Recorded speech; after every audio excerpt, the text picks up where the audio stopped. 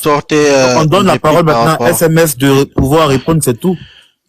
Ok, moi je pense que il nous a bien clarifié qu'il dès son entrée qu'il était qu'il fait de la mécanique, parce que nous notre jargon c'est pas mécaniquement qu'on parle en droit. Et merci. Bëgg sa réew, je vais vous répondre brièvement, clair et limpide. L'article 341 du Code de procédure pénale dit: si, encore une fois, les accusés jugés par contumace, je parle du français, il n'y a pas le français mécanique, il n'y a pas le français, ouais. Si les accusés jugés par contumace se constituent ou s'ils viennent d'être arrêtés avant les délais de prescription, l'arrêt de condamnation est anéanti de plein droit et il est procédé à de nouveau dans les formes ordinaires, à moins que le contumax déclare expressément dans un délai de 10 jours acquiescer la condamnation. Et quand on parle d'acquiescement d'une condamnation, c'est d'être d'accord par rapport à la condamnation. Et Ousmane Sonko, lorsqu'il a été arrêté, la première des choses qu'il a faites, c'est d'écrire un acte juridique. Certains même disent que cet acte n'existe pas.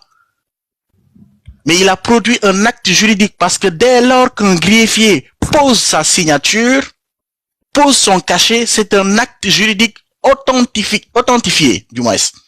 Et il a dit, moi Ousmane Sonko, je dis de ne pas avoir acquiescé cette condamnation, celle de l'histoire de viol. Donc, comment aujourd'hui vous venez encore nous dire que Ousmane Sonko est encore un contumax, alors que le code de procédure pénale a dit que si la personne lui-même décide d'aller vers les autorités et que ou même ces autorités arrêtent cette personne, mais automatiquement l'arrêt de condamnation, parce que vous faites aussi la littérature, c'est normal, mais quand on parle d'arrêt, je vous ai clairement dit d'emblée, les arrêts sont rendus par les cours.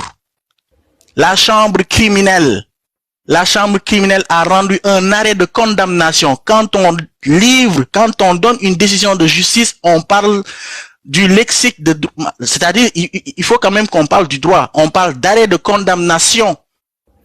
Quand il s'agit des tribunaux, on parle de jugement de condamnation.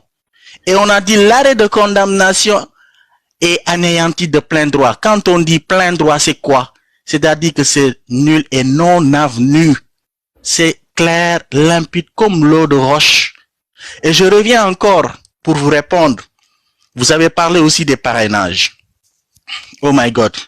Quand est-ce que vous allez savoir que, en matière d'élection, le juge ou l'organe qui est compétent à décider telle personne est compétente ou pas, d'aller ou de passer à la candidature, il n'y a que le Conseil constitutionnel, pas la Cour constitutionnelle comme mon gars Ibrahim. Et allez voir l'arrêté numéro 3205 du ministère de l'Intérieur qui est chargé des élections. Qu'est-ce qu'il a dit? En son article 2, il dit, c'est du français encore, hein? C'est pas du français mécanique. En tout état de cause, la délivrance des fiches de collecte par l'administration n'est pas la reconnaissance d'un quelconque statut au candidat à la candidature. Mais ça, si vous ne compreniez pas cela, qu'est-ce qu'on peut faire quand même? Parce que vous avez dit que notre constitution a adopté comme langue officielle la langue française.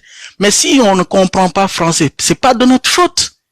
Mais les mots sont clairs. C'est-à-dire le fait que l'administration donne des fiches de collecte de parrainage ne veut pas dire que la personne est candidat ou n'est pas candidat.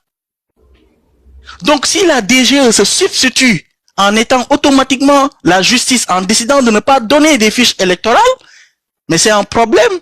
Et lorsque tu vises un arrêté et que cet arrêté n'a pas été respecté, mais forcément il y aura des conséquences. Raison pour laquelle je reviens pour dire en définitive que Ousmane Sonko a pleinement ses droits de dire qu'il est candidat, il est électeur d'abord et candidat aux élections présidentielles. Et je dis encore, je défie quiconque ici de monter dans un panel ou dans les commentaires, de me dire c'est quel article qui va pire